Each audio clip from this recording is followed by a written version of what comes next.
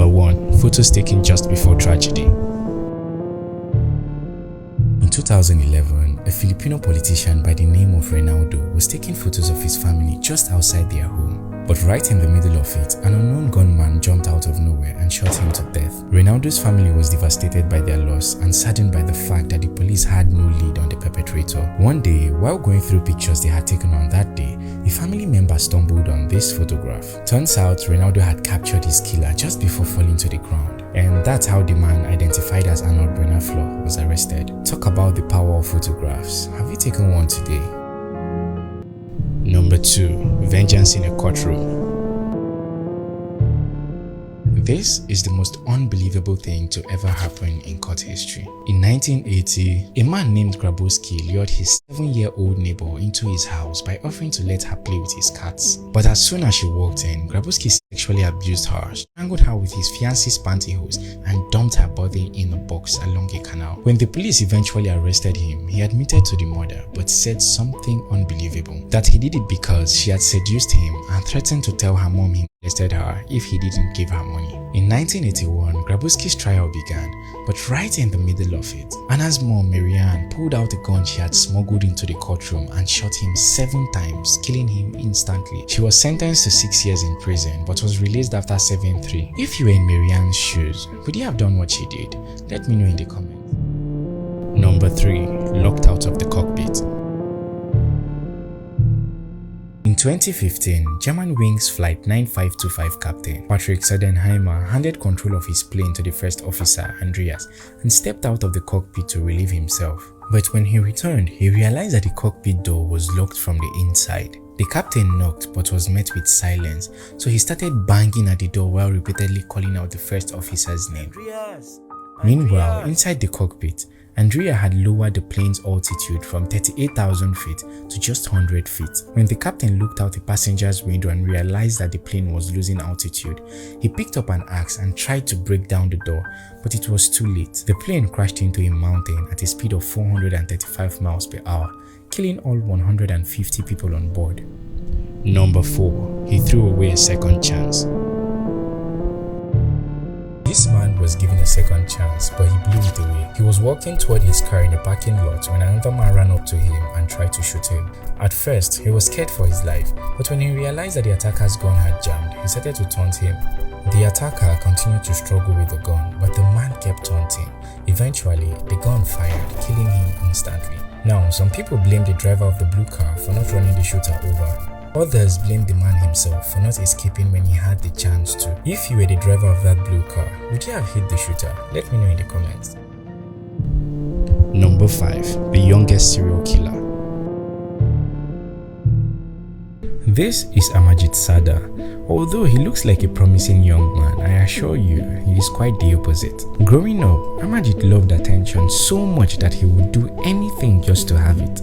His parents showered him with love, but when they had a newborn daughter, they had to split their attention. Amajit was not having it, so he devised a plan. One evening, when no one was around, he strangled his 8-month-old sister and his 6-year-old cousin brother just to make sure there was no competition. His parents were devastated when they discovered what he had done, but instead of taking action, they kept the case within the family. But Amajit couldn't get enough. He murdered his neighbor's 6-month-old daughter in 2008 just to get a little extra attention. This time, the police arrested and placed him in a children's home, but because he was only 9 years old at the time, they released him under a new identity in 2016. No one knows where he is today, but rumors are that he is still somewhere in India seeking attention. Number 6. The biggest coincidence in the USA.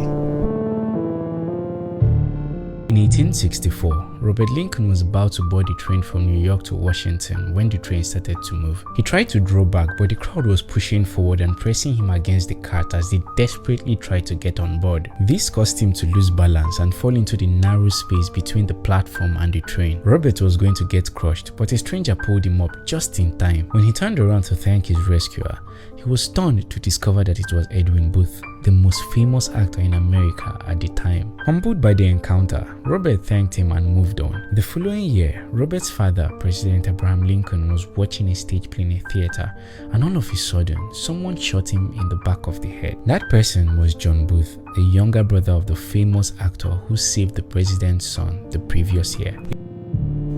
Number 7. The Twisted Tale of a Mother's Love.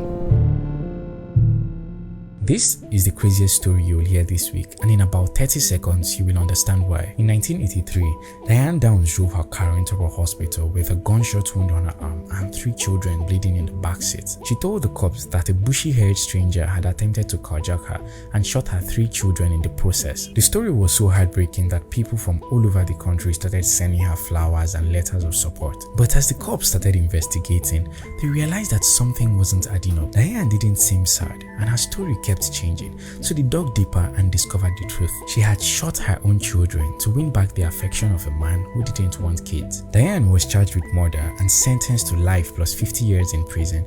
She's still behind bars today, but she claims she is innocent. Number 8. Baby oil prank goes terribly wrong. In 2017, a woman named City was hired by a man to prank people for his new comedy show. Her job was to run up behind strangers and smear their faces with baby oil, and she did that for months. But one day, the man gave her a new type of baby oil for the pranks. He also gave her a specific target and another woman to help her. City carried out the pranks as usual, but right after that, she realized that the new baby oil they were given was actually a deadly poison, and they had unknowingly assassinated Kim Jong-nam, the half-brother of the leader of North Korea. City and the other woman were arrested and charged with murder, but they were released after 2 years and all the charges were dropped. As for the man who hired them, he was never seen again. Number 9. When preaching goes terribly wrong. There is a place on earth where if you go, you will die. It's called the North Sentinel Island, and the people who live there are hostile and do not welcome outsiders. But in 2018, someone decided to go there. His name is John Chow, and his story is kind of sad. John was a strong Christian, and he believed that the island was Satan's last stronghold on earth, so he decided to take the word of God there. On the 15th of November, he packed his Bible and holy oil and paid to fishermen to take him to the island. However, before they could get any close, the natives of the island scared them off with arrows. John returned with fish and gifts the next day, but when he tried to offer it to the natives, a boy shot a metal-headed arrow that pierced the Bible he was holding in front of his chest. John took off immediately, but he returned the following day, being the 17th of November. The fishermen asked him not to go back on the island, but he instructed them to leave without him. This time, once he set foot on the island, the natives killed him and dragged his body away. Number 10. When winning the lottery goes terribly wrong. In 2006, an American man named Abraham won $30 million in the Florida lottery. But there was a big problem. You see, Abraham was a casual laborer with zero financial literacy. As fate would have it, a lady named Doris, who reached out to write a story about his life, offered to help him manage his money.